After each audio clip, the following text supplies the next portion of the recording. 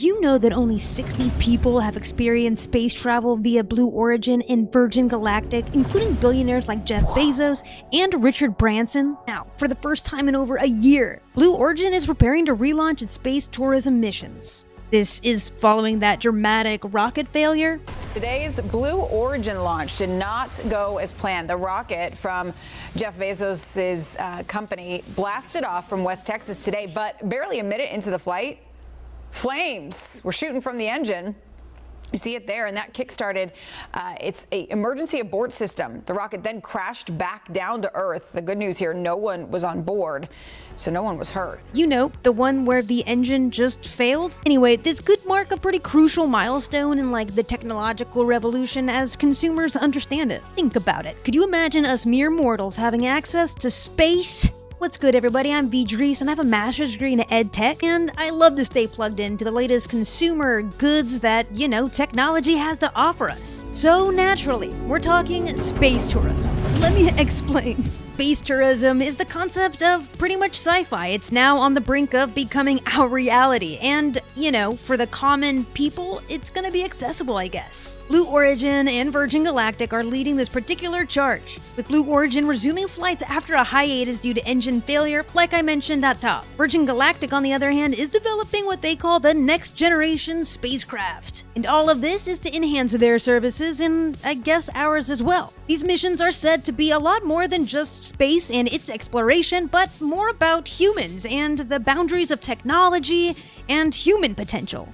And to prove that, I guess Blue Origin has chosen a 90-year-old person who has been selected by President John F. Kennedy himself for astronaut training, but never actually made it to space. His name is Ed Dwight.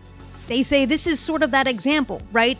Giving access to people who have longed for this type of experience. And if a 90-year-old can do it, I think it's kind of signaling to the rest of us that you can too. But you have to remember, he was classically space trained, whatever that means. I think it means that you can move really fast without vomiting. But let's take a breath. We have to acknowledge that, commercial space travel is gonna have challenges, it's gonna have setbacks. Let's take a look at a very specific instance by Virgin Galactic themselves. Virgin Galactic is temporarily halting commercial flights until 2026 to focus on developing more advanced spacecraft. But aside from that, there are a lot of obstacles and hurdles ahead to be considered. Advancing spacecraft is one, of course, but the cost to the climate, right? Financial hurdles. And ultimately, there's just a few ethical concerns. Again, pun intended here, but what is the mission and the vision of this new consumer industry? Are we gonna colonize Mars? But let's come down and focus it back on us, because what would this mean to us, right? To see Earth from space. As space tourism is going to get a little bit closer with each year passes and each vehicle that's being built to pursue this, it likely will become a viable option, relatively soon. And again, relatively could mean in the next 5, 10, 15 years, right? Let's think about those broader implications now. Are we prepared to deal with the technological and ethical conundrums that are inevitably going to pop up when we start kind of exploring this more, closely? I'm already thinking about airlines. Those suck, man. Those really suck. And I don't know how do you apply that sort of structure to space, once it's privatized or not. Anyway, the next few years will be absolutely crucial in exactly how we determine, the quickness, the safety features. Is this a dream? Is this a nightmare?